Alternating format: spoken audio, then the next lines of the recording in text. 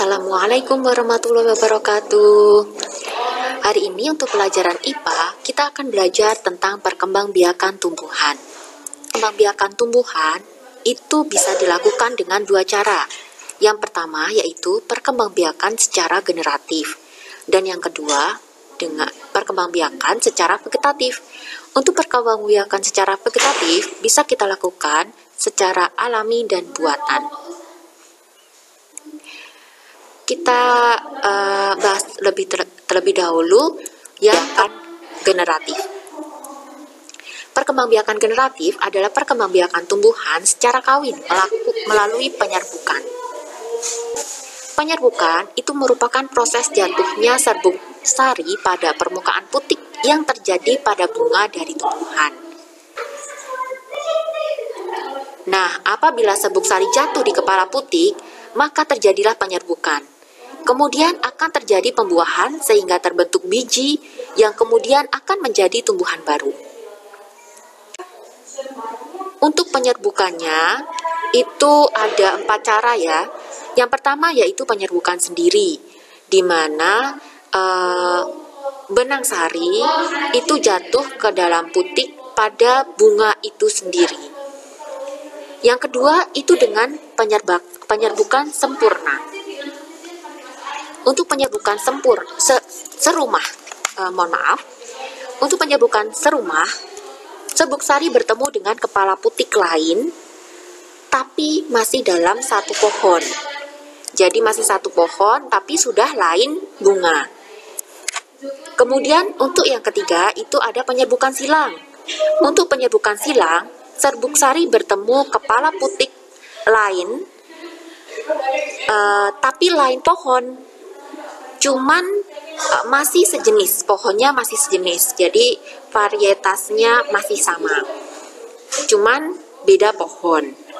Nah, berbeda dengan penyerbukan bastar. Kalau penyerbukan bastar, serbuk sari bertemu kepala putik bunga lain yang sejenis, tetapi varietasnya tidak sama atau berbeda. Jadi di sini kelihatan ya, yang satu bunganya bentuknya seperti ini, yang satu bentuknya seperti itu. Jadi ada 4 cara penyerbukan. Ada penyerbukan sendiri, penyerbukan serumah, penyerbukan silang, dan penyerbukan bastar. Untuk lebih mengetahui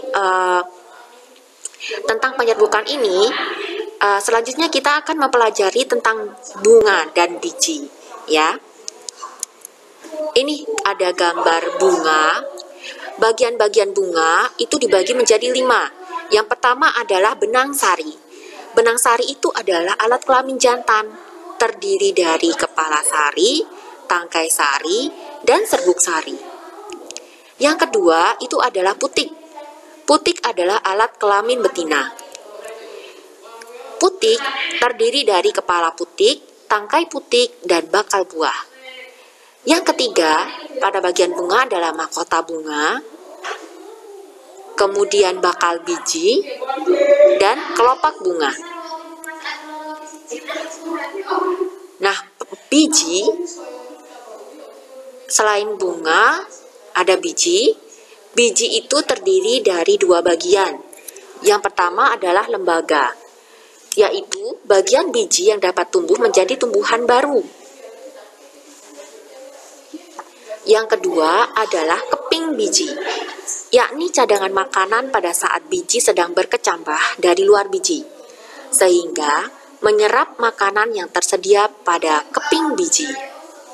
Di sini ada 2 gambar ya. Yang pertama itu adalah, yang gambar A adalah gambar biji kacang hijau dikotil dengan kotiledon tebal. Ada bagian-bagiannya yaitu radikula. Radikula itu adalah akar yang pertama keluar dari embrio. Kemudian ada epikotil. Epikotil adalah bagian batang embrio atau kecambah. Kemudian hipokotil, bagian bakal batang pada kecambah.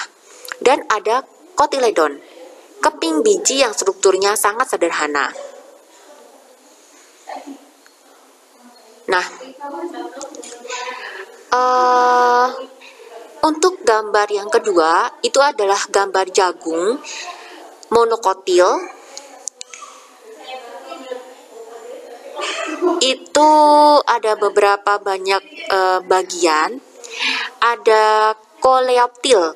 Koleoptil pada jagung atau pada tumbuhan monokotil yang berkeping satu itu daun pertama pada bibit tumbuhan berkeping satu.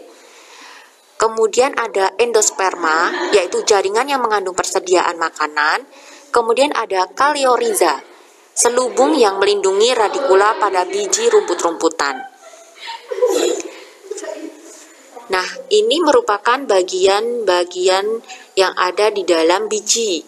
Tadi ada biji kacang hijau yang merupakan contoh dari tanaman dikotil atau berkeping dua, dan ada biji jagung yang merupakan tumbuhan monokotil atau berkeping satu, biji berkeping satu. Untuk hari ini, sekian dulu ya. Jazakumullahu khairan. Alhamdulillah. Assalamualaikum warahmatullahi wabarakatuh.